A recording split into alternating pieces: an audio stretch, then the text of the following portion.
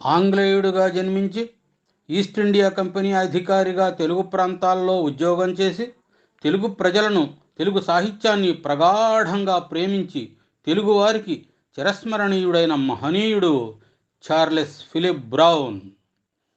తెలుగు కొమ్మకు వెలుగు పూలు పూయించిన సాహితీ తపస్వి, సాహితీ లోకంలోని చీకటిని ఛేదించిన కాంతి ఖడ్గం, ఆరిపోతున్న తెలుగు సాహిత్య దీపాన్ని అఖండ స్ఫూర్తితో, చైతన్య దీప్తితో వెలిగించిన సారస్వత యోగి, తెలుగు సాహిత్యానికి ఖండాంతరాల్లో సైతం ఖ్యాతిని అందించిన అద్వితీయుడు, తెలుగువారి ఆత్మబంధువు అయిన సిపి బ్రౌన్ జయంతి నవంబర్ 10వ తారీఖు ఈరోజే.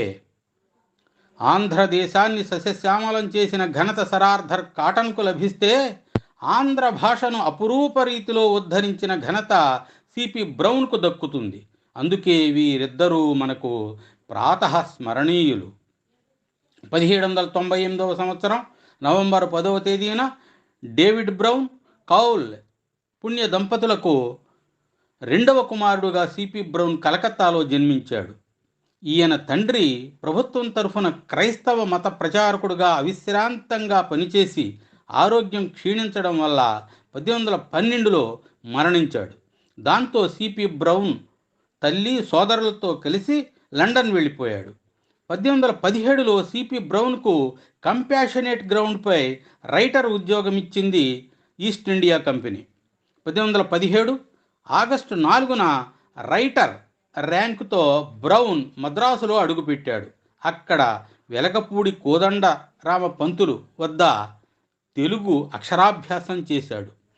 ఒఠ్యం పరబ్రహ్మశాస్త్రి ప్రోత్సాహంతో 16 నెలల్లో తెలుగులో మంచి ప్రావీణ్యం సంపాదించాడు బ్రౌన్.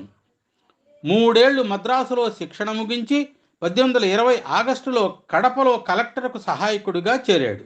1822లో కడప నుండి మచిలీపట్నం జిల్లా కోర్టు రిజిస్ట్రార్గా బదిలీ అయ్యాడు బ్రౌన్.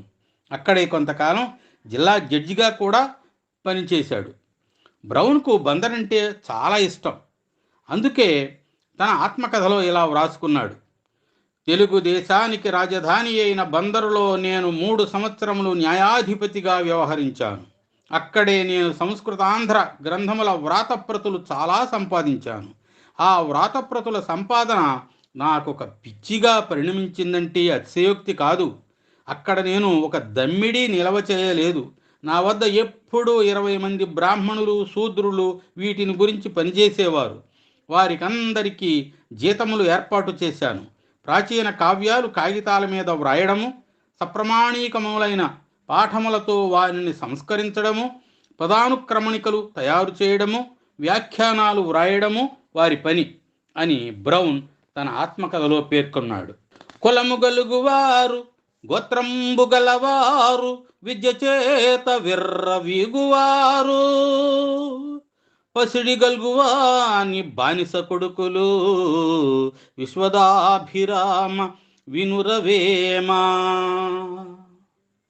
ఎంత గొప్ప కులగోత్రాలున్నా, ఎంత గొప్ప చదువులు చదివినా ధనవంతునికి దాసుళ్లే అని ధన ప్రాముఖ్యాన్ని తెలిపాడు వేమన. పాలసాగరం మొన్న పవ్వళించిన స్వామి గొల్ల ఇండ్ల పాలు కోరనేలా, ఎదుటి వారి సొమ్ము ఎల్లవారికి తీపి, విశ్వదాభిరామ వినురవేమా. ఏకంగా పాల సముద్రంలోనే నివాసం ఉండే విష్ణువు కృష్ణావతారంలో యాదవుల ఇళ్లల్లో పాలు, పెరుగు, వెన్న, జున్ను దొంగిలించి తిన్నాడు. అంటే తనకు ఎంతున్నా ఎదుటివాడు సొమ్ముకు ఆశపడడం అనేది ఆ దేవుడికి కూడా తప్పలేదంటాడు వేమన. ఇలాంటి వందలాది వేమన పద్యాలు ఈ రోజున మనం చదువుకుంటున్నామంటే అది బ్రౌన్ మహాశయుని చలవే. బ్రౌన్ మచిలీపట్నంలో జిల్లా కోర్టు రిజిస్ట్రారుగా మరియు జిల్లా జడ్జిగా పనిచేస్తున్నప్పుడు అబే దుబాయ్ అనే ఫ్రెంచి మత బోధకుడు భారతదేశ ఆచార వ్యవహారాలపై రాసిన పుస్తకం బ్రౌన్ చేతికి చిక్కింది. అందులో తొలిసారి కడపకు చెందిన వేమన గురించి తెలుసుకున్నాడు బ్రౌన్. మిత్రుల ద్వారా, పరిచయస్తుల ద్వారా వివిధ ప్రాంతాల నుండి వేమన పద్యాలున్న తాళపత్ర ప్రతుల్ని సేకరించాడు. పండితుల సహాయంతో వాటిలో నిక్కమైన వాటిని ఏర్చి కూర్చాడు, రాతప్రతులు రాయించాడు. 1215 వేమన పద్యాలు సేకరించి ఆ పద్యాలను ఆంగ్లంలోకి అనువదించి 1929లో 2 సార్లు సొంత ఖర్చుతో ప్రచురించాడు. విశ్వదాభిరామ వినురవేమ అనే వేమన పద్య మొగుటానికి listen O Vema, dear to the lord of all అని బ్రౌన్ ఆంగ్లీకరించాడు. బ్రౌన్ చేసిన వేమన శతకం అనువాదం వల్లనే తెలుగువారికి అంతర్జాతీయ ఖ్యాతి వచ్చింది. బ్రౌన్ వేమన పద్యాలకు పీఠిక వ్రాస్తూ ఈ శతకాన్ని మిల్టన్ ఆంగ్లంలో వ్రాసిన గొప్ప కావ్యమైన ప్యారడైజ్ లాస్ట్తో పోల్చాడు. వేమనకు విశేషమైన కీర్తిని తెచ్చిపెట్టాడు బ్రౌన్. వేమన్ను వెలుగులోకి తెచ్చి జాతికి అందించినవాడు సిపి బ్రౌన్. ఇప్పటికీ వేమనను గూర్చి బ్రౌన్ వ్రాసిన ఆంగ్ల పద్యాలు వ్యాఖ్యానమే ప్రామాణీకరణం కలిగి ఉన్నాయి. అందుకే రాళ్లపల్లి ఇలా అంటున్నాడు: అందందు కొన్ని అనావశ్యకమైన సవరణలున్నను చిన్నదైనను ఇప్పటికీ బ్రౌను దొర ముద్రణమే సర్వోత్తమమని చెప్పుటకు సిగ్గగుచున్నది. అతని ఔదార్యమును పొగడుదము, కాని మన దారిద్ర్యమునకు సిగ్గుపడవలదా? ఇందరు తిండిదండుగా తెలుగువారుండి వేమన వంటి వాని విషయమై కూడా ఇంకను తెల్లదొరగారి తిరిపెమునకే ఒడిబట్టవలసినందుకు ఏడవవలదా అంటాడు రాళ్లపల్లి అనంతకృష్ణ శర్మ. జన్మతః ఆంగ్లేయుడైన తెలుగు భాషపై ప్రేమతో తన జీవితాన్ని తెలుగు భాషా వికాసం కోసం అంకితం చేశాడు సిపి బ్రౌన్. తెలుగు నేర్చుకోదలసిన పాశ్చాత్యుల కోసం బ్రౌన్ దొర ఇంగ్లీషు తెలుగు నిఘంటువు, తెలుగు ఇంగ్లీషు నిఘంటువు, వ్యాకరణం, వాచకాలు వ్రాశాడు. బ్రౌన్ తయారు చేసిన మిశ్రమ భాషా నిఘంటువు అప్పటికీ ఇప్పటికీ ఓ క్లాసిక్. తర్వాత అందరికీ ఎంతో ఉపయోగపడ్డాయి ఈ నిఘంటువులన్నీ. తెలుగు సాహిత్యం గూర్చి పలు వ్యాసాలు, రాజుల యుద్ధం అను అనంతపురం చరిత్ర, విక్రమార్కుని కథలు, పంచతంత్ర కథలు, తాతాచారి కథలు, ఇలా ఎన్నెన్నో గ్రంథాలు రచించాడు C P Brown. In 1825 I found Telugu dead అని అన్న Brown in 30 years I raised it to life అనగలిగాడు.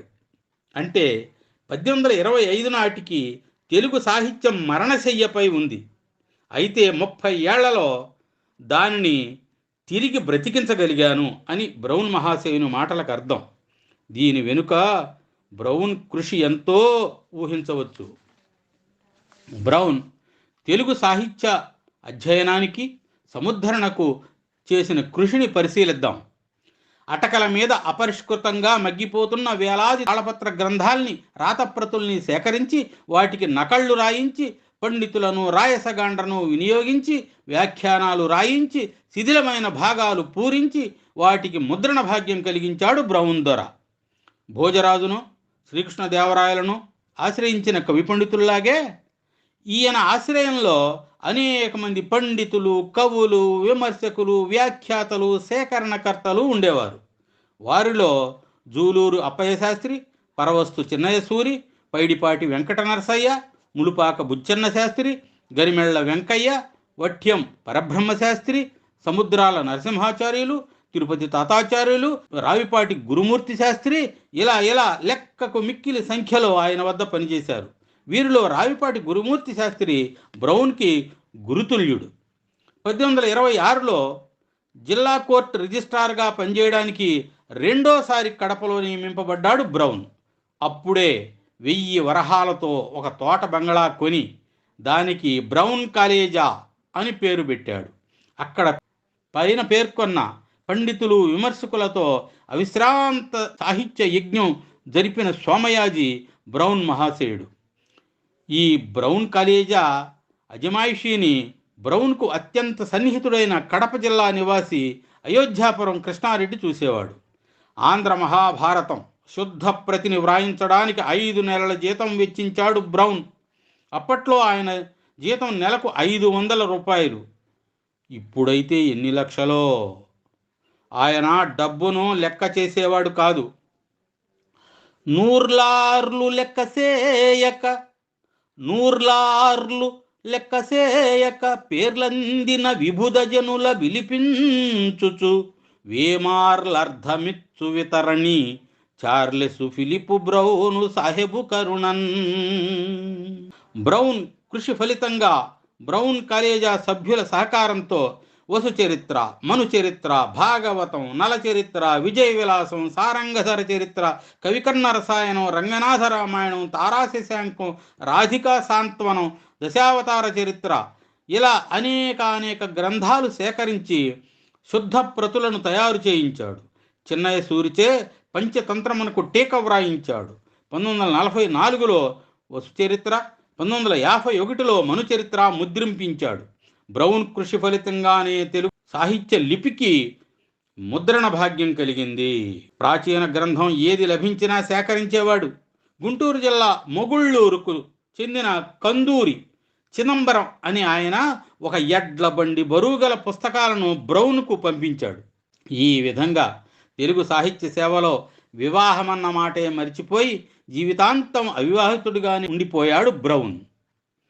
1817 నుండి 1834 వరకు 17 ఏళ్ళు, 1838 నుండి 1855 వరకు మరో 17 ఏళ్ళు, మొత్తం 34 ఏళ్ళు ఇండియాలో ఉండి ఏ తెలుగు వ్యక్తి సంస్థ చేయలేని పని ఒక్క చేతి మీదుగా చేసి తెలుగు భాషకు కొత్త ఉషస్సులు తెచ్చిన తెలుగు సూర్యుడు బ్రౌన్ మహాశయుడు. అందుకే తెలుగు నేర్చి తెలుగు గూర్చి వెలకందని కృషి సల్పిన సిపి బ్రౌన్ పండితునకు చేతులు జోడింతు దినమో అంటారు కవి చంద్రం గారు తన సాహితీమూర్తులని చిరు గ్రంథంలో. తర్వాత లండన్ వెళ్ళి అక్కడ 1865లో లండన్ విశ్వవిద్యాలయంలో తెలుగు భాషాచారునిగా నియమితుడై ఇంకో 30 సంవత్సరములు తెలుగు భాషా సాహిత్యాలకు సేవ చేసి 1884వ సంవత్సరం డిసెంబర్ 12వ తేదీన 87వ ఏట లండన్లో కీర్తిశేషుడయ్యాడు చార్లెస్ ఫిలిప్ బ్రౌన్. తదుపరి కడపలోని బ్రౌన్ కాలేజా క్రమేపీ శిథిలమైంది. ఉద్యోగరీత్యా కడపకు వచ్చిన జానుమతి హనుమత్ శాస్త్రి పూనుకొని అటు ప్రభుత్వాన్ని ఇటు ప్రజలను సమాయత్తపరిచి బ్రౌన్ కాలేజా శిథిలాల్లో బ్రౌన్ గ్రంథాలయ భవనాన్ని నిర్మించగలిగాడు. బ్రౌన్ దొర సాహిత్య కృషి అంతా ఈ బ్రౌన్ గ్రంథాలయంలో ఉంది. ఆరంభమే శ్రీకారమై, ఆలోచనే సాకారమై, భాషాసేవకు ప్రాకారమై తలపించిన మహనీయుడు, ఆంధ్రులకు సర్వదా ఆరాధ్యుడు, తెలుగు భాషకు క్రౌన్ అయిన చార్లెస్ ఫిలిప్ బ్రౌన్కు ప్రతి తెలుగువాడు రుణపడి ఉంటాడు. తెలుగువారు మరువకూడని మహోన్నత చరిత్ర కలిగిన బ్రౌన్కు ఇవే ఘన నివాళులు. జోహార్ సిపి బ్రౌన్, జోహార్.